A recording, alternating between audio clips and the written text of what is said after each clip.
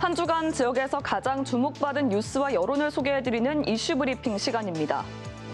지난 3월 경북 등에서 발생한 초대형 산불의 피해 구제 지원을 위한 특별법이 국회를 통과했습니다. 최초로 시행되는 산불재난특별법이 피해 복구에 어떤 영향을 줄지 관심이 모아지고 있는데요. 한겨레는 경북 산불 피해 지역의 복구 상황을 점검했습니다.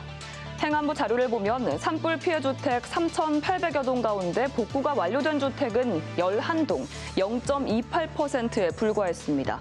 200여 동은 공사 중이고 3,600여 동은 아직 행정 절차가 진행 중인데요.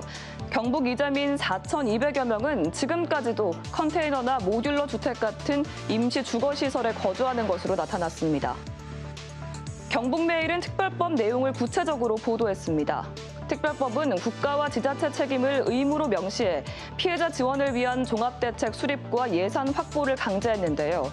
국무총리 소속의 산불 피해 지원 및 재건위원회를 설치하고 지원 범위도 확대돼 금융채무부담 완화와 스마트 농업 지원 등이 포함됐습니다. 또 대규모 종합복구사업 등을 우선 지원하고 지방소멸대응기금 배분에도 가중치를 적용합니다.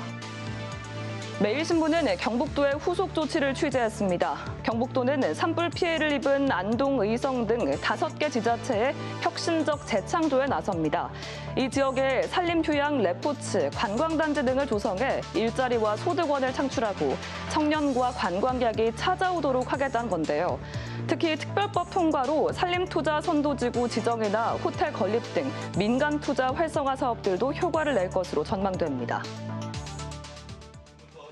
이번에 발표된 교육부 대책의 핵심은 고교 학점제의 틀은 유지하되 관련 지원을 강화해 부담을 낮춰주겠다는 겁니다. 먼저 학업 성취율을 달성하지 못한 학생들에게 의무화한 보충 지도의 기준이 기존 5시간에서 3시간으로 완화됩니다. 올해 고1 학생들부터 고교 학점제가 전면 도입됐습니다. 하지만 학생은 관련 정보 부족으로, 교사는 업무 폭증으로 불만을 호소하면서 제도 시행 6개월 만에 교육부가 개선안을 내놨는데요. 영남일보는 개선안 내용을 소개했습니다.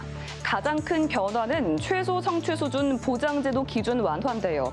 기존엔 학업 성취율 40% 미만 학생은 1학점당 5시간 이상 예방 보충 지도를 해야 했지만 앞으로는 3시간 이상으로 줄입니다. 세부 지침 마련에 학교 자율성이 확대됐고 출석률이 3분의 2에 못 미치는 학생은 100% 온라인 프로그램으로 대체 학습이 가능해졌습니다. 내년 신규 교사 정원도 늘리는데 대구는 당초 100명에서 145명으로 확대하는 방안을 검토하고 있습니다.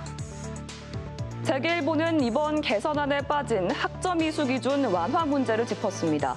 교육부는 관련 사안이 국가교육과정 개정에 필요해 국교위 소관이라는 입장입니다. 이 때문에 2가지 안을 국교위에 제안하고 내년 2월까지 논의할 예정인데요. 3대 교원단체는 학생 낙인이나 이탈을 부추기는 미이수제와 최소 성취 수준 보장 지도는 완전히 폐지돼야 한다고 주장했습니다. 경향신문은 충남 청양군 사례를 들며 지역 간 교육 격차 확대를 우려했습니다. 청양군에선 교육지원청이 택시비까지 지원하며 2개 고교에서 학교 간 공동 수업을 운영하고 있습니다. 이런 이동 수업이 만들어진 이유는 비수도권 소규모 학교에선 고교 학점제 개설 과목을 늘리는 데 한계가 있기 때문인데요. 이처럼 지역 여건에 따른 격차는 교육 경험뿐 아니라 입시 유불리에도 영향을 미친다고 지적했습니다. 이동훈 청양정상고 교무부장은 작은 학교 입장에서 다급한 과제는 최저 학점 이수 기준 조정보다 다양한 과목을 열어주는 것이라고 강조했습니다. 이번 개선 방안만으로는 고교 학점제를 둘러싼 사회적 우려를 불식시키기에는 역부족이라는 지적이 나오는데요. 교육부가 실효성 있는 대책을 내놓을 수 있을지 지켜봐야겠습니다. 지금까지 이슈 브리핑이었습니다.